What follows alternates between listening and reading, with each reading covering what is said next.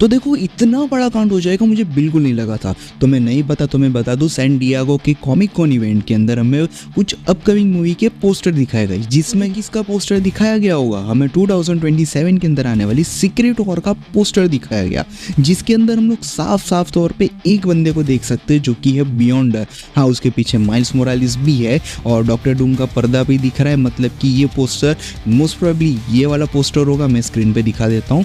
तो इस पोस्टर के हिसाब से वैसे तो बहुत सारे अवेंजर्स हैं, उनके ऊपर पर्टिकुलरली सबके ऊपर अलग वीडियो बन सकती है और उसको मैं अभी कवर नहीं करूंगा, क्योंकि रीज़न है ये मेन टॉपिक होने वाला है बियॉन्डर को लेके। क्योंकि तुम लोग नहीं सोच सकते हो कि कितना बड़ा कांड हो गया है कि भाई बियॉन्डर दिख गया हमें 2027 की मूवी के अंदर, जिसको लेके एक बहुत ही भारी स्टोरी मेरे दिमाग में आई है जो कि मैंने पढ़ी थी, वो तुम्हारे सामने रख देता हूँ। कि देखो होता ऐसा है कि हमारा टोनी स्टार्क इस अर्थ पे होता नहीं है, हमारा जो मेन अर्थ होता है उस टाइमलाइन पे, उस पर हमारा टोनी स्टार्क अवेलेबल नहीं होता है, उससे कहीं और टेलीपोर्ट कर दिया गया होता है। और वहाँ के जितने भी अवेंजर्स थे वो सारे अवेंजर्स को मोडॉक और रेड स्कल ने मिलके कई और दुनियाओं में भेज दिया होता है। और इस वक्त पे पूरे न्यू अवेंजर्स अपना राज कर रहे होते हैं, जिनको लेट 2 लोग कर रहे होते हैं, वो हमारी कैप्टन मार्वल होती है और दूसरी तरफ ब्लैक पैंथर होता है। अब वैसे ये थियरी है, ये कॉमिक के अंदर ये सारी चीज़ें हुई है, तो इसमें काफ़ी सारा ट्विस्ट और काफ़ी सारा तड़का लगाया जाएगा, काफ़ी सारे मसाले छिड़के जाएंगे और सबसे बड़ी चीज़ कि काफ़ी सारी चीज़ों को चेंज किया जाएगा। लेकिन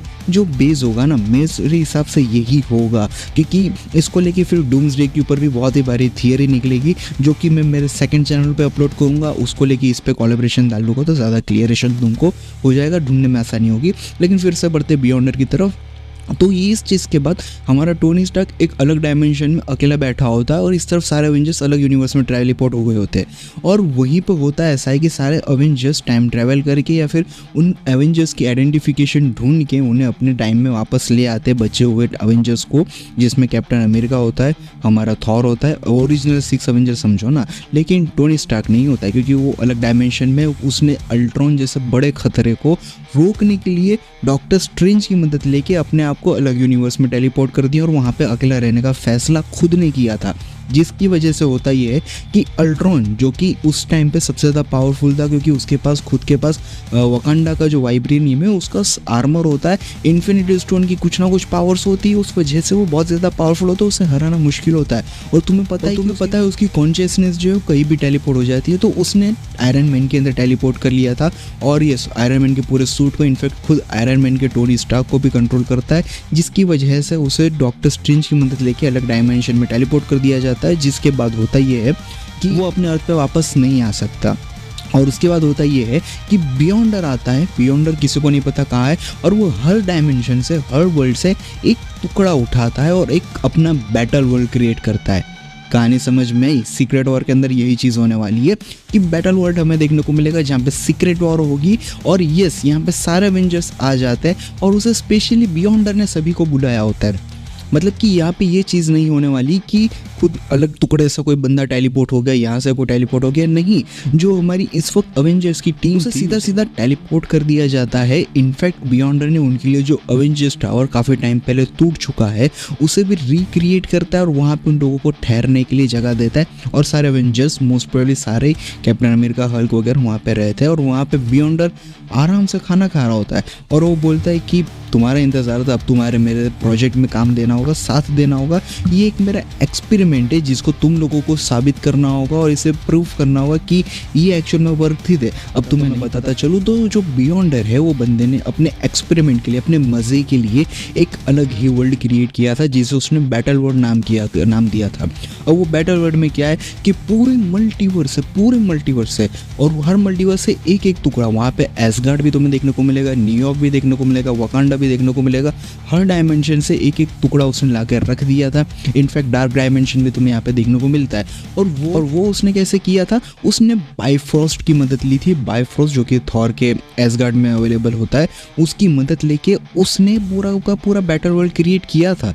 उसके अंदर कुछ चेंजेस किए थे जिस वजह से क्रिएट हुआ था और अवेंजर्स लोगों को रहने दे दिया। लेकिन कैसे अवेंजर्स ऐसे कैसे हार मानेंगे? उस वजह से वो लोग उस पूरे वर्ल्ड में बिखर जाते हैं और ढूंढने लगते हैं कुछ ना कुछ चीज़ें जिसकी वजह से उन्हें कुछ हिंट मिले, कुछ ना कुछ तो मिले, जिसकी वजह से वो अपने काम में आगे बढ़ पाए और यहाँ से छुटकारा निकल पाए। वहाँ पे टोनी स्टार्क हमें पिरामिड के अंदर देखने को मिलता है जहाँ पे मून नाइट भी होता है। यस, मून नाइट यहाँ पे अपने पिरामिड को प्रोटेक्ट कर रहा होता है और उससे ऑर्क ने काबू कर लिया होता है, जिसको हमारा आयरन मैन छुड़ाता है और वो बोलता है कि तुम्हें भी यहाँ पे टेलीपोर्ट किया है। वहाँ पे उसे कैप्टन अमेरिका ढूंढने गया होता है, लेकिन कैप्टन अमेरिका बोलता तुम असली टोनी हो? बोलता हाँ मैं असली टोनी और मुझे यहाँ पे टेलीपोर्ट कर दिया गया क्योंकि जिस डायमेंशन में मैं था वहाँ का टुकड़ा यहाँ पे आ गया।